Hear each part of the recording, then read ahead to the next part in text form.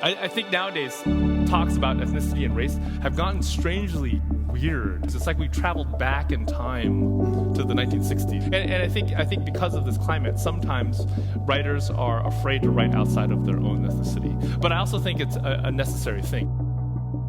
Welcome to the At Sea podcast. I'm Justin McRoberts. This podcast puts you in touch with great artists who make great work because I think what they do helps us live richer and deeper lives. This episode features writer, illustrator, and graphic novelist Luen Yang. He's the writer of several great books, including American-Born Chinese and Boxers and Saints, both of which were nominated for National Book Awards. He's currently the writer of Superman for DC Comics. In September of last year, I invited Gene to my hometown of Concord, California, to talk about the significance of comics, the journey of Asian Americans in pop culture, and how to authentically approach topics like race and religion and art. One note before we begin. The latter part of the podcast, Gene is joined by a friend of his and a local San Francisco Bay Area legend named Joe Field, who is the owner of Flying Colors Comics and other cool stuff. But his real claim to fame might be his promotional work behind a saucy little novel with just about the raciest title you can imagine. Check it out. Thank you.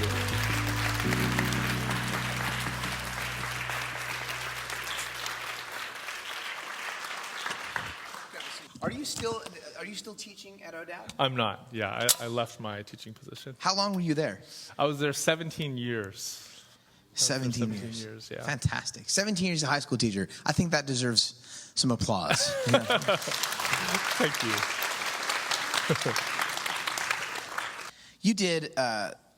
You got to speak at an event at the National Book Festival in 2014.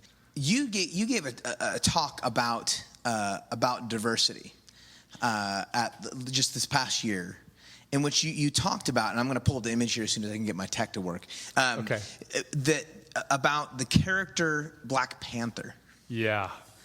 And the sort of the pivotal point the pivot point that Black Panther as a character is in comics history. Can you give us a little bit of that right now? Sure. I was talking about Black Panther in the context of the. I was primarily talking about a comic book writer named Dwayne McDuffie, who I admire very much. He is unfortunately no longer with us. He's an African American, one of the most prominent African American writers in American comics. And he wrote this essay where he talked about the Black Panther. The Black Panther is one of the few African American superheroes in the Marvel Universe who has had his own title. So Dwayne McDuffie talked about how when he was a kid, he read this Black Panther story. And because he read that Black Panther story, he got into comics as a career. Black Panther is not a perfect character. He is not a perfect representation of what it means to be a black man. Like first, he has the word black in his name. In his superhero name. Yeah, and early African American characters, they always had the word black in their name. It was like their ethnicity mattered more than anything else about their character. And he was created by these two middle-aged Jewish American men. And there's just lots of little funky things about his character. But despite his imperfections, he was still able to inspire this young African-American boy to grow up to become a writer. So the context of that was, of my talk was, I think nowadays talks about ethnicity and race have gotten strangely weird. I feel like when you read the news, it's like we traveled back in time to the 1960s. You know, they're now church bombings and stuff. It's just crazy. It's crazy to me. And I think because of this climate, sometimes writers are afraid to write outside of their own ethnicity. But I also think it's a necessary thing, right? You can't have an entire book where every single character is just a reflection of your own cultural understanding and your own cultural background. So the point of the talk was just to encourage people to have the courage to write outside of their ethnicity. You said a thing in your talk that I want to point out, and I think it's right here. It's a remarkable thing to say, is that it's okay to make mistakes in your first draft. But then if you've read a book on creativity, you'll hear someone say, your first work is going to be bad. It's okay to do, bad work up front. But the second half of this, the notion that some of those mistakes you're going to make are cultural mistakes, and I think it cuts to some of what you're going after with the sort of cultural tensions around ethnicity, around race. like that's a dangerous space to get something wrong. Yeah, nowadays. absolutely. And I think we feel it. I think we as writers feel it. And I think the writer's biggest, I guess maybe any artist's biggest obstacle is the fear that they feel, right? So that talk was kind of, it was about a fear that I've faced, that I continually face. And I just wanted us, like I was talking mostly to writers, and I just wanted us as a writing community to be able to move forward in that. I do think, like I think when you are writing about another person's experience, whether that person is different from you in terms of gender or culture or whatever, you're going to probably get some stuff wrong, right? And the stuff that you get wrong is going to direct you in terms of your homework that you're going to have to do to complete that piece. But if you never get it down on paper in the first place, you're not going to know what you did wrong, and you're never going to move forward with that character. So that's what this was about. So you're talking about approaching a kind of a like cultural learning in the same way as you approach creative discipline. Yeah, absolutely. If you go through the doorway of, or if you stay outside of the door because you're afraid, you never go through the door of experimentation, and you never learn. Yeah. You never learn. Yeah, absolutely. I definitely think that when you are writing somebody else's culture, you have to do meticulous homework. You know, you have to just be hardcore about your homework. But if you never are able to put that first draft down, you're just not even going to know what the homework is that you're supposed to do.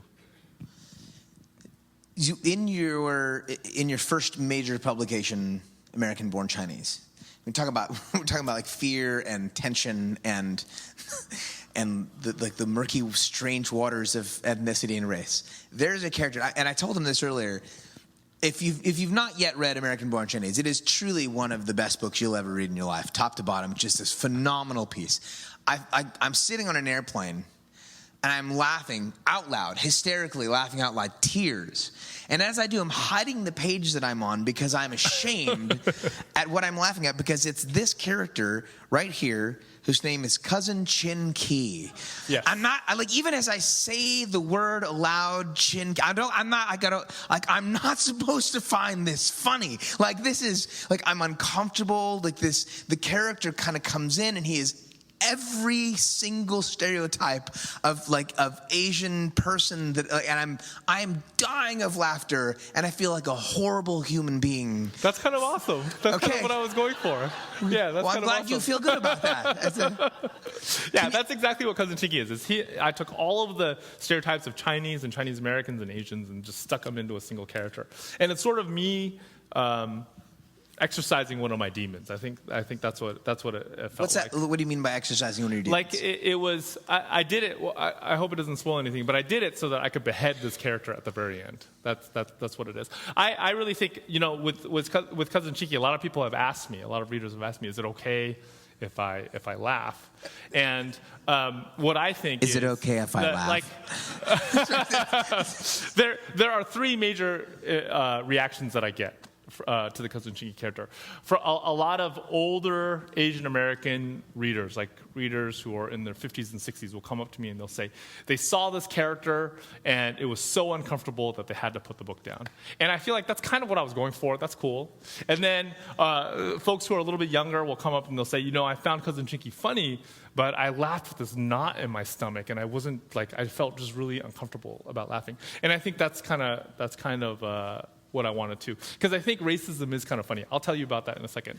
And then the third reaction I get is like sometimes, this is very rare, but every now and then at a comic book convention, somebody will come up to me and go, "Do you have like a plush doll of Cousin Chinky? Because I just find them so cute."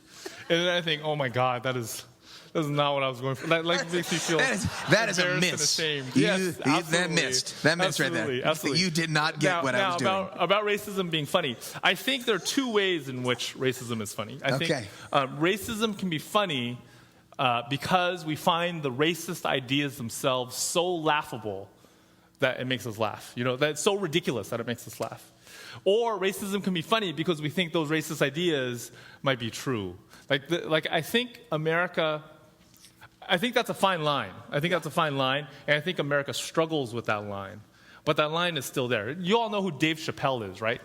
So Dave Chappelle, if you've ever watched that show, it's on Netflix. He plays with that line a lot. Yes. A lot of times he is going for the laugh at the ridiculousness of the racist idea itself. Yes. But the reason why he quit the show, if you read interviews about him, the reason why he quit the show was because he felt like America was not sophisticated enough to understand that line, to know where that line was. That's fascinating. So I'm thinking of, like, I grew up watching comedy, like comedians, and so guys like Richard Pryor and Chevy Chase, who had a sketch, and actually, if I thought about it ahead of time, I would have pulled it. And it's one of the most uncomfortable sketches I've ever seen in my life, and I can't even do it publicly because I could be shot. is Richard Pryor is interviewing for a job. Have you seen this sketch? I haven't. He's interviewing for a job, and Chevy Chase is doing the interview. And they do, as the last part of this interview, a word association game. And as the game goes on, Chevy Chase keeps saying these like insanely racist things, like these horrible like words for African Americans. And you're watching Richard Pryor get more and more steamed and bark back at him all these like horrendously racist things about white people. And it's this increasing tension and comedy. And part of it, like when you talk about America's not sophisticated enough, I feel like you're right in the sense that it seemed like in that time in comedy and entertainment, we were moving, I don't know what to say, like past some of those things, but there just was less of a fear. Like they did that on Saturday Night Live.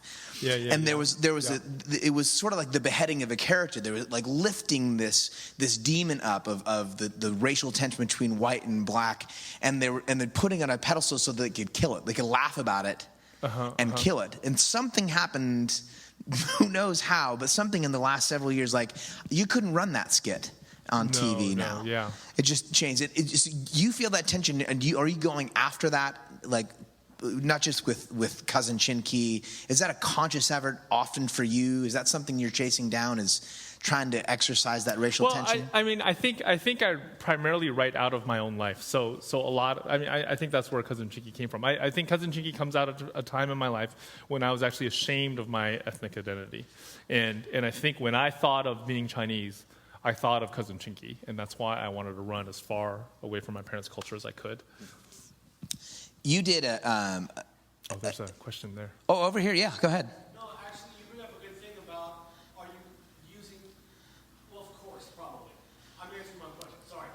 Good job. Yeah. With Superman being an immigrant, basically, you can take those experiences from your life and apply that to Superman. Because, yes, Superman is easy to write because he takes bullets, he flies, he shoots lasers, he does everything. But his humanity is, he's an immigrant lost in this world of humans, but he passes as a cisgendered, straight, white, American Christian male. Yeah. Yeah, that's exactly it. I mean, I think his creators were both the children of Jewish immigrants. And I think that was very much the Jewish experience. Like most Jews could pass in America at the time, but they still felt like outsiders. I think they put all of that into the Superman character. And that's one of the connection points that I have with that Superman character, is that he is very much tied into the immigrant experience. Very good. Great question. Bring that extra nerd thing up. Also, just to boil down that thing, Black Panther's an African. That's right. Black Panther is an African. You're right. He's not an African American. Absolutely. You're right. He is the king of, was it Wakanda? Wakanda, that's right. Yes. You did an origin piece or an origin book, an origin story for what you might consider to be the first Chinese American superhero, and this is a screenshot from the book. What's and the superhero, the comic book's name, and we've got it here in the back. Joe from Flying Colors brought it, and it's called The Shadow Hero. Is the name of the graphic novel. The character's name is the Green Turtle. Is the Green Turtle? Yeah. The character's name is the Green Turtle. What's the story there, and why did you decide to do The Green Turtle is a character that dates back to the 1940s. He was created by a guy named Chu Hing, who was one of the first Asian Americans to work in the American comic book industry. And there's a rumor about the Green Turtle. The rumor is that Chu Hing wanted him to be a Chinese American like he himself was. But his publishers wouldn't let him do it because they didn't feel like a Chinese American superhero would sell at the time in 1940s America. So Chu Hing reacts in this really passive-aggressive way. because he's a cartoonist, and that's how we deal with adversity. He draws these early Green Turtle comics so that you almost never see his face. He almost always has his back turned towards you, so all you see is his cape. And when he is turned around, something is blocking his face. Like there's a shadow that's over his face, or he's punching and his arm is like this. The rumor is that he did this. He hid the face in his comics so that he and his reader could imagine his character as he originally intended, as a Chinese American. Chu Hing never gives us an origin story. He never confirms whether or not he actually is a Chinese American. The Green Turtle is canceled after 5 issues. So I saw a space there. I worked with a friend of mine named Sunny Liu, amazingly talented cartoonist, and we created an origin story for this obscure character from the 1940s. Why do you think there is sort of there's a gap or a space there? When we talk about racial tension and we talk about reconciliation and the story of race in America, there aren't a lot of spaces in pop culture in which we're engaging with the Asian American story. Why does that exist? Like why is the gap there? I'm sensing you pick that up as an Asian American. Yeah. Like, why is that there? Is it a harder story to tell? Why is that? Yeah, I don't know if I have a definitive answer to that. I think I have hints at an answer. One is, I think it comes from immigration patterns. I think there's a huge wave of Asian American immigrants in the 1970s. That's my parents' generation. And back then, if you wanted to get into America, you had to be in the math or sciences. That's basically, that was your ticket in. So I think that kind of biases at least portion of the Asian American community towards math and science. I mean, that's where a lot of those stereotypes come as opposed from. to into like a more storytelling culture. Yeah. It comes from just an immigration pattern. I think that's definitely part of it. And I do think that like if you look at, I'll just talk about comics because that's what I know the best. Like if you look at superhero comics in America, it took a long time for them to introduce like color in a meaningful way, and I think that's just part of. I think often the majority culture doesn't realize they're the majority culture. It's harder for the majority culture to realize that they're the majority culture. I think the same dynamic exists in Singapore between the majority Chinese and the different ethnic minorities there. You just don't realize that you're the majority because you're the majority. You're like fish in water. And it takes story. It takes a little while. Yeah, it takes a little while for the stories to work their way in to the cultural narrative. Yeah. I'm going to turn a little corner here, but another question from the floor? Right here, big and loud.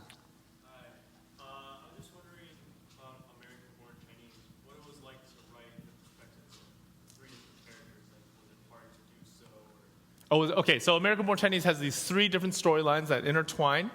I am an outliner, so I outlined the entire book, and I figured out where the connection points were for all 3 storylines before I started on the book. And I think that made it a little bit easier.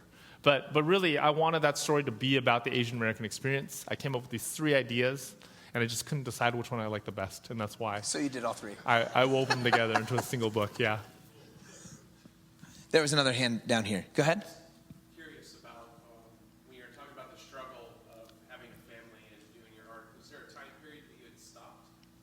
Did you ever quit comics for family? I went through periods where it was just hard to find time to do comics, but I'd always planned on going back. I'm not like my friend Derek. My friend Derek just straight up stopped. He never wants to make another comic in his entire life. Wow. So I never reached that point. Wow, that's intense. Yeah, that's an intense thing. He spent like 16 years in the industry. Wow. I still feel sad about it. Over here in the back. Go ahead. You can stand up and be real loud. How would I feel? I think I'd be really sad. I think comics are such a big part of my life. I feel like I'm not done yet, Maybe there's going to be a point in the future where I feel like I've said everything I wanted to say through my comics. And at that point, I could be done. But I'm not there yet. My goodness. Right here in the middle. How much freedom do you have when you're working like Superman or your, these backstories to create the story yourself versus the publishers or, their version of the story? Okay, so how much freedom do I have when I work on licensed characters? That's what you're. Are you going to kill Superman That's what. They just want to know if he's going to die. That was hard the first time. It is definitely much more of a collaborative process. So I work as part of a team. There are actually 4 different Superman books. There's Superman, Batman, Superman, Wonder Woman, and Action Comics. And the 4 writers have to constantly coordinate. So there's that. And then we do also get input from the higher-ups at DC. So all of that gets worked into the mix. When I work on my own stuff, like American Born Chinese and anything from first, second books, I definitely have much more creative freedom. It's much more like being just in a community of one. Are they comparable experiences, like so that you could have a preference, or is it so different? They're really different. I think writing my own stuff is easier for me. I feel like I just get to follow my instincts and that's it. But I definitely learn more by playing in somebody else's sandbox. Just because you're picking up on other people's cues. Yes, absolutely. And seeing how other people approach story. Over here. Yes, you, sir. With a hand up. With you coming on board Superman, you're on board with a pretty major story with his secret identity being exposed to the world.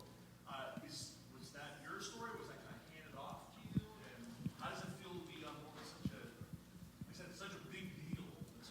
Yeah, so in Superman right now, Lois Lane exposes Superman's identity to the world. And that was in the very first story arc that I worked on. The gasps of people, like, how could she? I never trusted her. I never did. I always had a weird feeling about her as the person. Man, I have gotten so many emails about that. It's so crazy. But we were given a mandate. The Superman team was given a mandate to introduce something really intense in Superman's life. And that's what we came up with as a team. It's a phenomenal storyline. If you're one of the first 30 folks, you came in, you got an edition of Superman 41, which is your first Superman. But Joe also has the following 2 on the table, so you want to pick up 42 and 43 on the way out. It's an amazing storyline. You want to be part of that going forward. It really is. I'm a Batman fan, and I'm now reading Superman, and I've now said it publicly, which is hard for me to do. I'll be honest with you. It's part of my shame story as well. One of the things you approach, and I've used this term here a couple of times, there are these kind of third rail topics in culture and storytelling and film and books, one of which is race and ethnicity. And if you get there, that third rail, there's all this power. You could blow yourself up doing it. The other one is faith and religion, and you just go there too. You just sort of said, where could I die? And then you went there. And so here's a couple shots from the book. It's actually kind of a 2-volume book called Boxers and Saints, in which you deal in multiple angles with religion and with faith and spirituality and with mythology. Does it ever feel like a risk to you? Is it just really natural? Yeah, I think it feels funky. I mean, I think for a lot of those third rails, there's a reason why they become like that, right? Like for race, there's a lot of pain in this country when it comes to race. Even now, there's a lot of pain. Yeah. And I think there's a lot of ways in which that pain has just gone unaddressed. So when you hit that third rail and when you feel that electrocution, that's what you're feeling. You're feeling this historical pain that lies underneath. And I think the same happens with religion. I think there's a lot of pain associated with the topic of religion and the topic of faith. So there's a way in which you have to approach these sorts of topics understanding that pain, or being cognizant of it, at least. For me, I especially on the topic of faith, I did a creative writing minor in college. And I really struggled with this. College was the first time that I really started taking the whole topic of faith seriously. And in one of my creative writing classes, I went to office hours with my professor, and I told her about this. I said, I'm not totally sure how to write about topics of faith, without it sounding preachy or false or anything. And she said to me, basically, she said, you should never write about your faith, ever. You should live your faith and then write your life. And if your faith is authentic, it'll come out in your writing. You had a heck of a teacher. She was great. She was great. Her name is Thaisa Frank. She was a Romanian American. She was a practicing Buddhist. I could imagine, I was a Chinese American Catholic. I could imagine our ancestors just flipping in their graves, but she was great. She was awesome. Yeah. That actually really lines up with Neil Gaiman's advice earlier that you live your life. Yeah. Go live a life. And then write about your life. As opposed to trying to invent some sort of narrative to try to figure out a way to talk about something. As opposed to taking a pure craft approach to writing, right? Where you're just worried about craft. So, as the writer of Superman, as a comic book fan, you know that every great superhero has a nemesis. Mm-hmm. So for Superman, there's Lex Luthor. For Batman, there's the Joker. Do you, as a person, does Gene Yang, as a writer, as a human being, do you have a nemesis? Is there something in the world that you, in your work and in your life, you sort of pursue, you go after, and if you could kill it or conquer it, that you would have a sense of personal victory? Is there? Do you have a nemesis in your life? Or is that something you're chasing down? Yeah, cheese. No, I'm just kidding. I am lactose intolerant, but no, I would say that would be a really great series of books. I think. I would say that the real answer is fear. I think I struggle a lot with fear. Wow. You know that whole Enneagram thing. You know what that is? I have friends who are really into it. I've never actually done it myself, but my friends who are really into it, they'll always go, you have a need to be safe. I don't even know what that means, but I think that's true, right? I think You've been judged by this diagramma of sorts. You don't know what it is. Yeah. You feel really judged by it. But I do think I have a deep-seated need to be safe that makes me really, really risk-adverse, even when the risk could lead to a positive outcome. I think that's what I struggle with a lot. That's powerful. That's powerful. I'm going to invite another guest up, and this is the kind of an at sea first. We'll have multiple guests up here on the stage, and if you walked in and you picked up anything from the table, and you would have met, had you not done so before, someone I would consider is a local hero and a legend of sorts. In college, beginning in 1992. I would drive home from St. Mary's into Concord, and once a week I would stop by this little shop over by De La Salle High School called Flying Colors Comics that I was turned on to by my good friend Lance Johnson, who's here tonight. And I'd always just kind of figure there's just a comic book store. Of course there's a comic book store, but there's not just a comic book store. There's a great story behind the fact that there's a comic book store here. And we have the founder of Flying Colors Comics with us tonight. So will you please welcome to the stage Mr. Joe Field.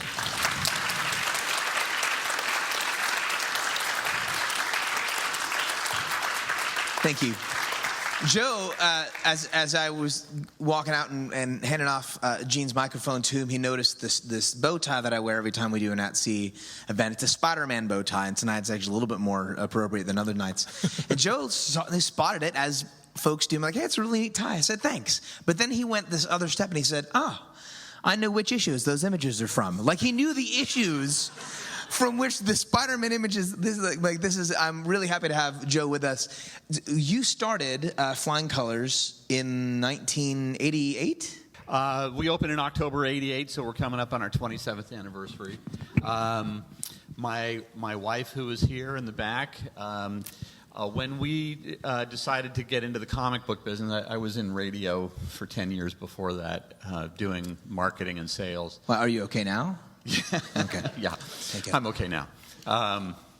But when we decided to get into comics, my wife and our 3 young daughters became my marketing research team.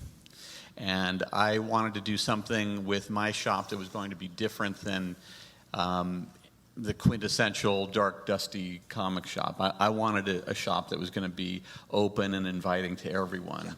Yeah. And at that time, 27 years ago, you'd be hard-pressed to find too many girls or women walking into comic book stores, unfortunately. But my goal was always to make sure that our business, our little community center, it was open and attractive to everyone. Now, here's a bit of the story that I only really recently kind of dug up and figured out, and I'd heard rumor about this, but in reality, the Flying Colors Comics and other cool stuff did not start really conceptually in Concord. The story kind of starts in Stockton, and it involves a guy that even if you're even semi-nominally involved in comics, you know the name Stan Lee. how does Stockton plus Stan Lee equals Flying Colors Comics and other cool stuff in Concord? How's that happen?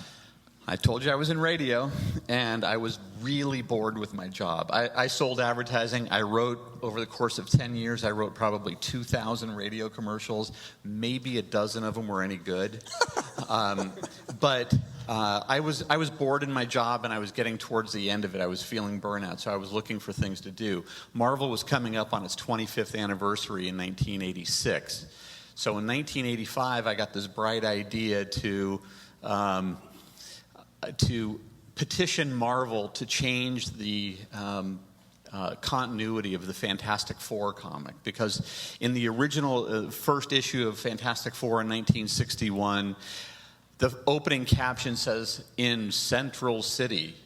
Well, Stan, that was either a letterer's mistake or Stan's scripting mistake. He wanted it to be in the center of the city, meaning in the center of New York, but it came out Central City. And then years later, another writer amended it to Central City, California.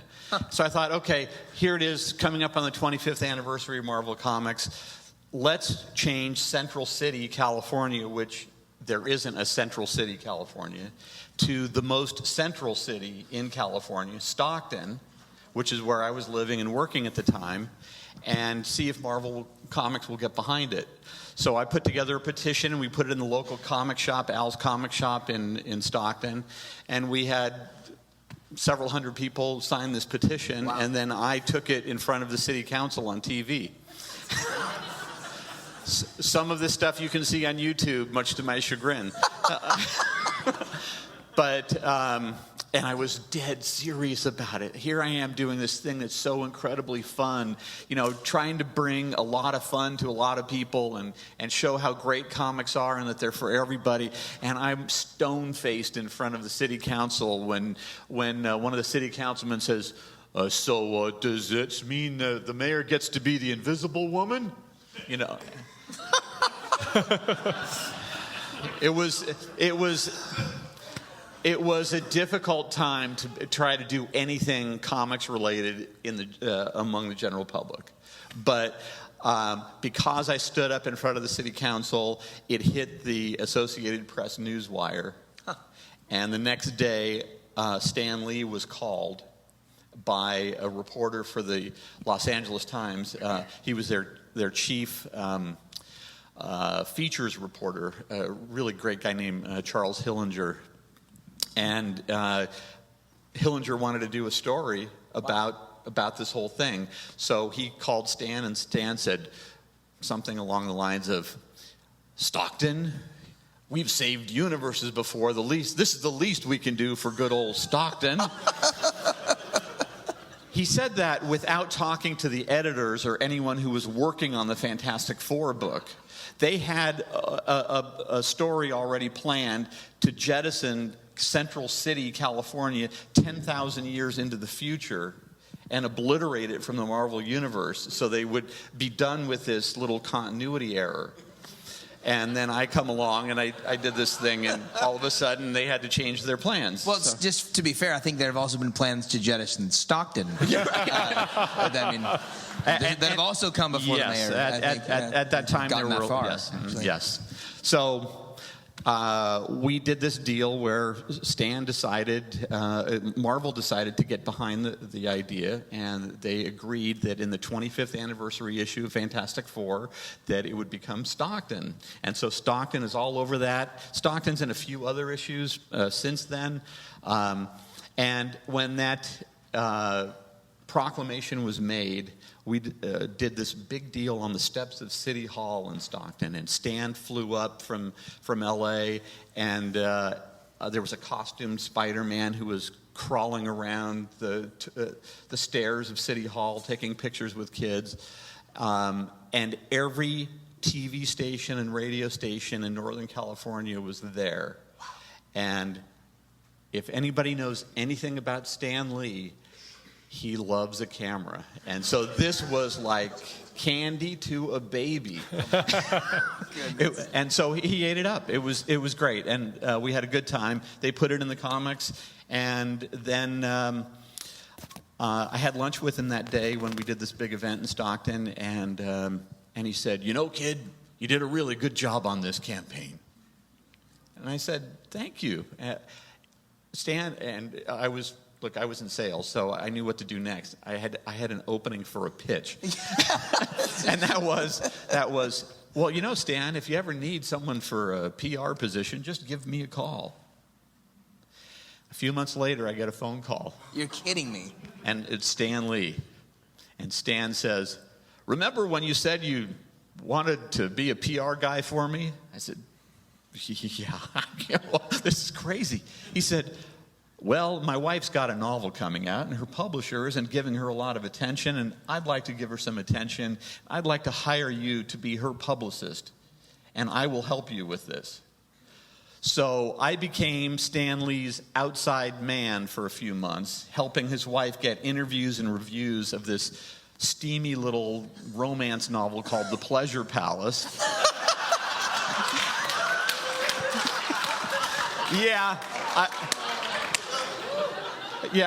I agreed to do this before I knew what it was. Oh, it's going to be optioned for a CBS miniseries, right? Yeah. All of that. Well, Anyway, CBS. Yeah, right. Okay. So for the next several months, all I did was every day I got to talk to Stan Lee. Wow. And for me, now, my origin story in comics is that in 1967, on the third day of summer, I fell out of a tree, broke my arm in several places, couldn't play baseball, couldn't go swimming, couldn't do any of the things that I wanted to do as a kid. And the neighbor kids brought me little get well gifts, and someone brought me this beanbag frog. And it's not a whole lot of fun when you've only got one arm. But a friend, my good friend Steve, still my good friend, brought me 2 comic books. He brought me Amazing Spider-Man number 51 and Fantastic Four number 65. So I started with the Fantastic Four. Wow. And that's became, of 1967, everyone, you've heard it called the Summer of Love? No, it was the Summer of Comics. Yes. That's fantastic. And those 2 comics were both written by Stan Lee. So years later, it all comes back. So you can clap for that story. I mean, that's an amazing story. I told you, it's not like you kind of walk into the comic, and it's a really inviting place. You walk in, you're like, this is a really sweet spot. This is cool people doing it, but you have no idea, that's what went into making it happen. That's an incredible story. So both of you grew up with a love for comics. Both of you have built a life around comics. What is it? What is so unique about this form of storytelling? Because you talk a lot about storytelling in your presentation. It's visual, but movies are visual, and there's a kind of a central story, and it's in the episodal, but you can get novels that are episodal. What is it about comics that are unique? And I'll start with you, and we can pitch back, but what's so unique about the form? I feel like my love of comics is pre-logical. I just love them, and that's it, right? But if I wanted to find a reason, I think there is this unique combination of words and pictures that I just find fascinating.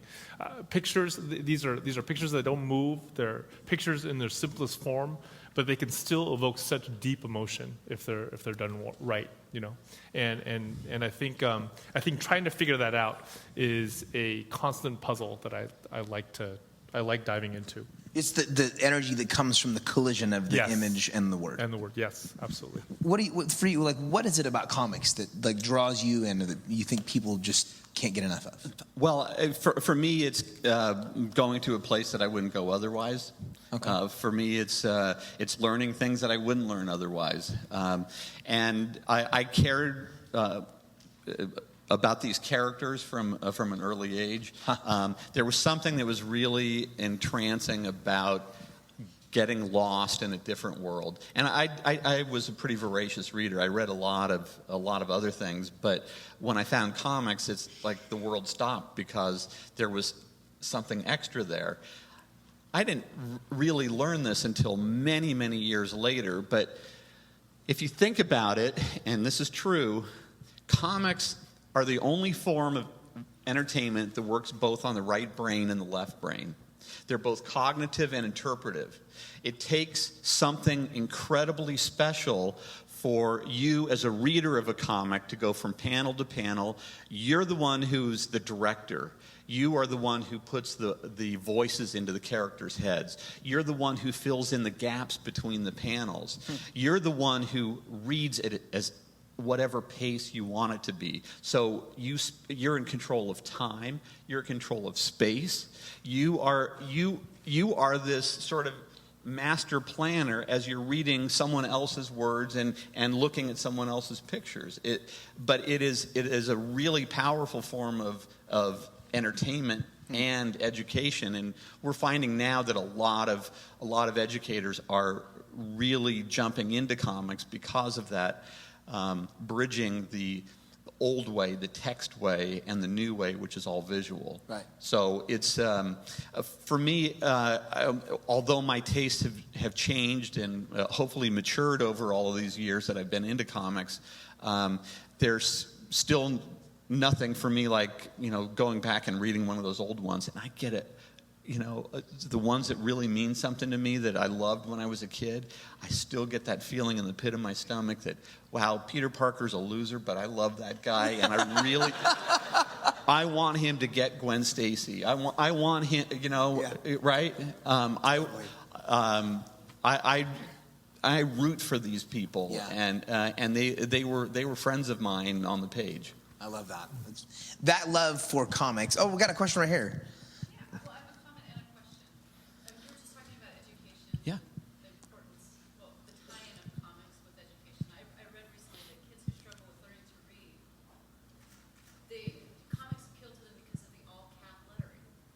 Because they don't have to navigate the difference between a lowercase letter and an uppercase letter as they're learning to read. And so it was a recommendation that if you have a struggling reader in your family, give them comic books because all the letters look the same and they don't have to work as hard. So when my daughter was struggling, I went out trying to find comic books for her, and I'm still having a hard time finding comic books that will appeal to girls. Oh. Do you recommend some? You're talking to the right guy. This is the guy that pitched Stan Lee. Like he's got something for everyone.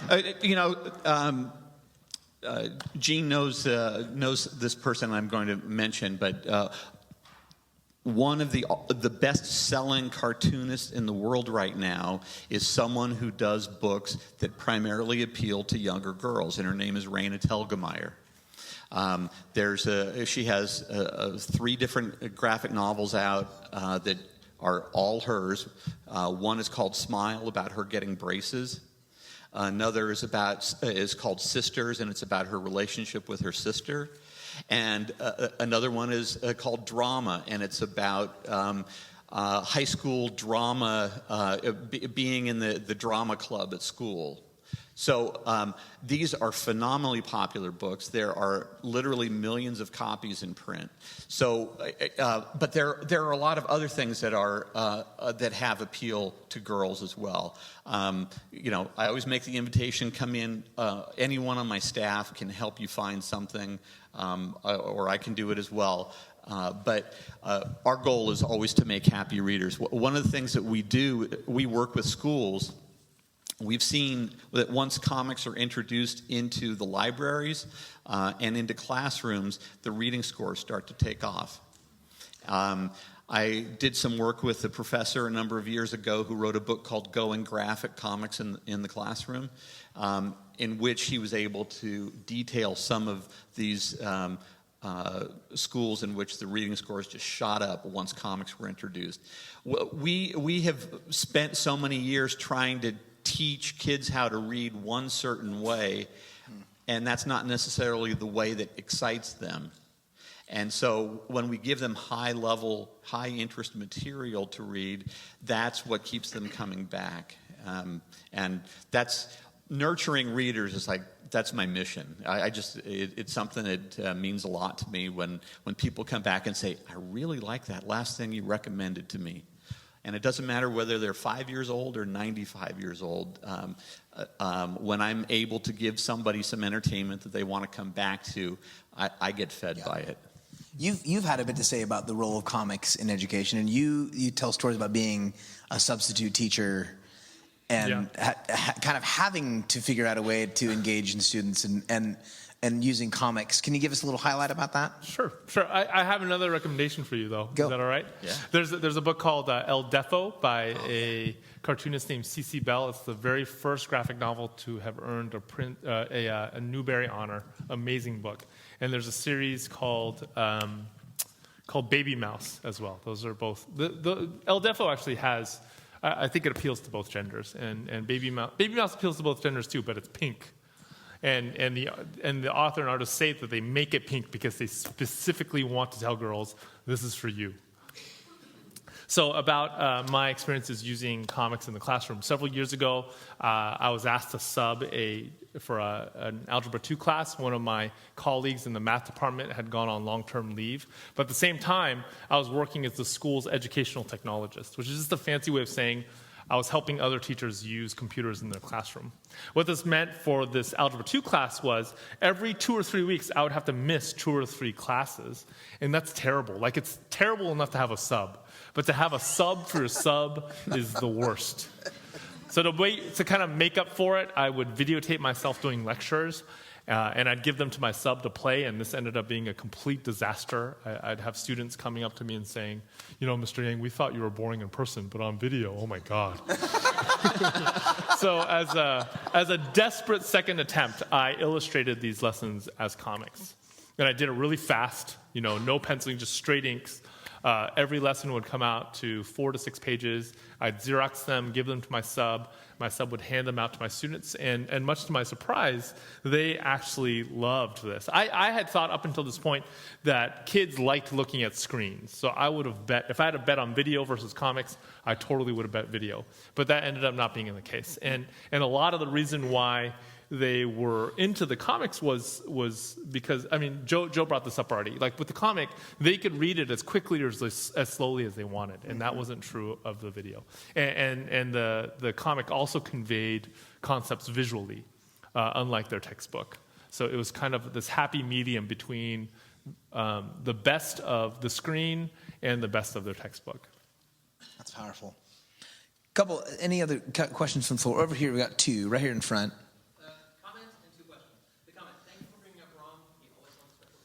About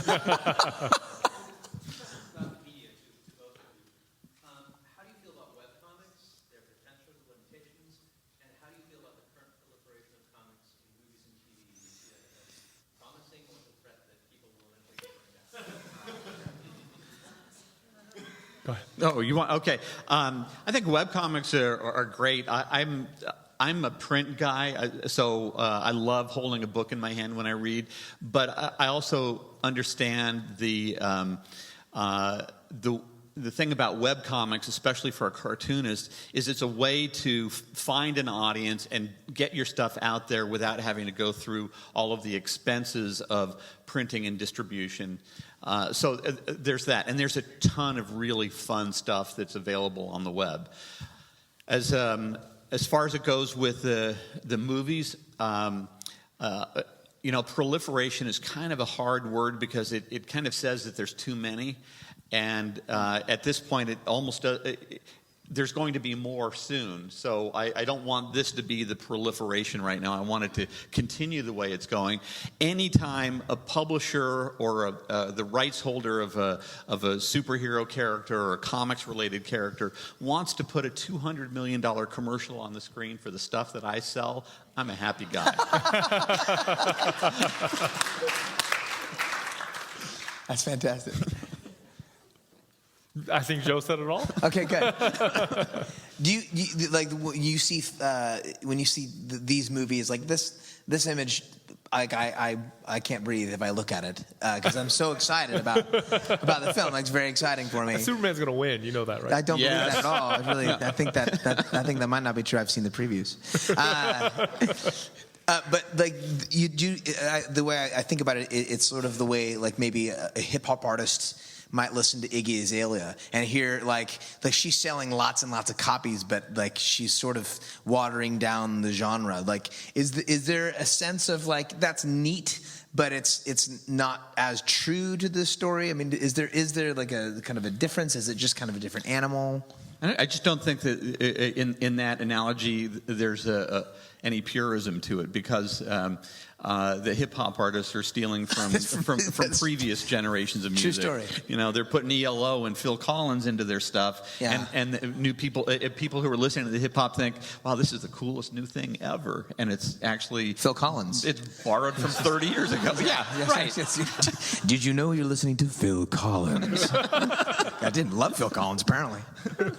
Very cool. Well, let me wrap it up with this. Superman wins, by the way. I don't believe that at all. Here, I'll tell you one thing about the Superman, Batman, and for me, whenever it's a choice between those two characters, it's Superman for me, and I'll tell you the reason why. I believe that Superman is daytime and Batman's nighttime, and I'm much more of a guy who likes to live in the daytime. Oh, well, I like the night. Yeah. Really, it's the darker night.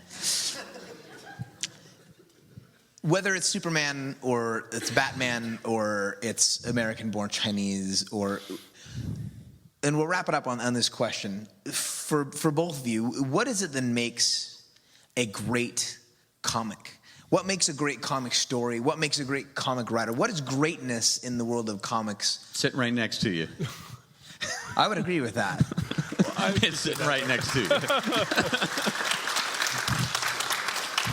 I appreciate that, but I think I think that it's just the same as any other art form, right? It has to be a book that connects to you in some way, that sort of uses the strength of the medium, of the storytelling medium, to connect with you in a way that feels deep.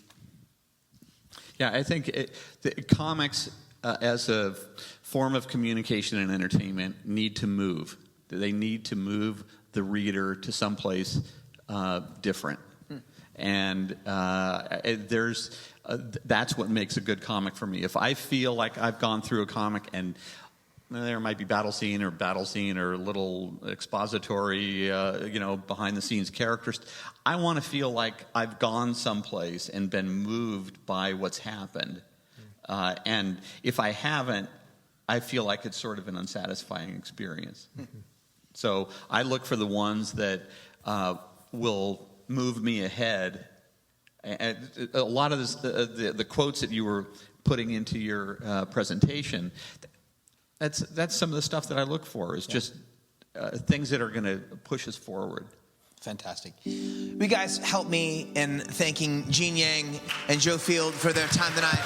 Big round of applause. Thank you so much. Appreciate it.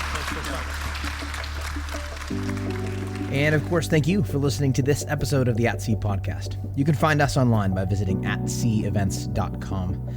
Also, be sure to check out Luen Yang's latest work, which includes the launch on July 13th of this summer of New Superman. The comic storyline, the Superman storyline, actually takes place in China, where a character named Kenji Kong is infused with Superman's powers, along with so much else that DC Comics has planned for the Rebirth series this summer. This looks to be a really, really interesting story. If you like what we're up to here, please share this with a friend or a few friends, and leave us a review at iTunes. Until next time.